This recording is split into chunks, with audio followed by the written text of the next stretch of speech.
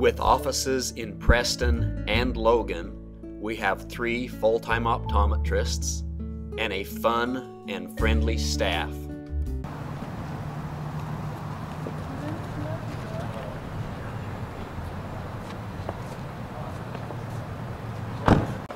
Several years ago, and this was many years ago, we had a superintendent named Dr. Taylor.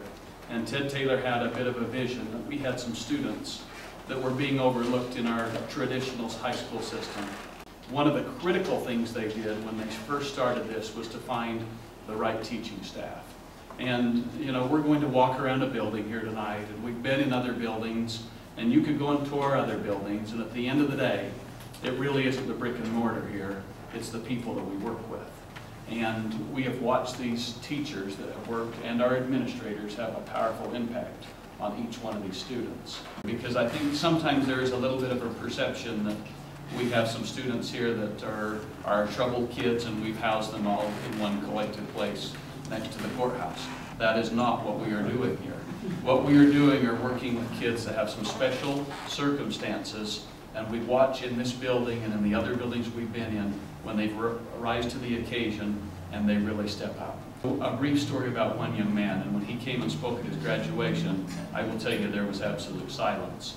But he was about 18 years old, and his mother had a real illness, and she was not able to work. And previously that year, his dad had died of cancer. And so this young man was doing quite well in our high school, and he was not having any behavioral difficulties or anything like that. But in order for that family to put food on the table, he took a night job. And he worked a night job out at a plastic plant here in Preston, and he would come here and in a shorter class period work on the day. And then he was the sole income provider in that family and earned a high school diploma through this program.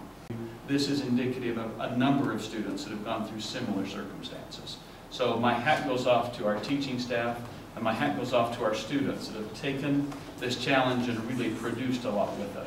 So that is the main message and the great deal of gratitude that I share. About 9 years ago, the taxpayers in this community were kind enough to pass a bond. And the bond went on to fund a number of different projects. It funded our high school gymnasium, it funded our ag building, it funded our auto tech building, and we had an ongoing building program that allowed us the funds to do this. And so when we had a bit of a surprise where we had to have an immediate move, we were not in a cash crisis. We were able to actually have enough funds left over. And I hate to use the word left over, but we had been good stewards of the money, I believe, through the district, that we were able to build this with cash we had on hand. So, for lack of a better word, you're in a building without a mortgage. Our bond expires here in about 6 months, and as that sunsets, we will be coming to the voters saying, what is our next step in saying, how can we stay on top of these things? But that probably is one of the things on the financial side or on the brick and mortar side that pleases me to no end. Mayor Hendrickson worked with us on some issues on entrances and things. And we have had State Representative Tom Lurcher and Representative Mark Gibbs here with us today, and I've appreciated their support. They have been a champion for our cause, not only on this, but have had to step up and take some of our causes to Boise on a number of occasions. We'll give you a visual tour, so as you go around you'll know. Our classrooms, as you see, Mr. Jordan's classroom right here is where we do all our social studies. Your histories, your governments, your economics, your health, your PEs. Right here's our math classroom, where we do all our maths, your algebras, your geometries. All is done here. French, some speech. And here's all our Englishes, where we do the array of Englishes, whether it's 10th, 11th, or 12th grade. Over here's our workroom and our interview room, where people come. We have interviews with parents and students. This is the room we do it in, and my office likewise. Over here we have a computer lab. Nice new computers. Students are able to get in the computer lab and do the work that's needful and necessary. We're very grateful and appreciative of it. The room next to it is our science room. When you go and you look, you'll see how nice and big it is. We can do labs. A lot of things can be done in that room. And in the very back, you'll see we have our kitchen, where we serve a breakfast or a lunch. And on occasion, when we want to have a nice little social, we can cook in there. Over here, you'll see the secretary's office and our workroom, which is really nice to have. Mrs. Russell, our secretary, is wonderful. She just keeps the building going and everything running smoothly, and we thank her all the time. And we have Mrs. Skinner's office, which is in this hallway. Mrs. Skinner's in the very back there. She's raised her hand. She's our after-school program. In our attempt to continue to find ways to help students and further their college and career preparedness, we were able to get a grant that helped fund it. So she is our director of it. It's after school, where we offer career experiences, academic experiences, social experiences, technical experiences.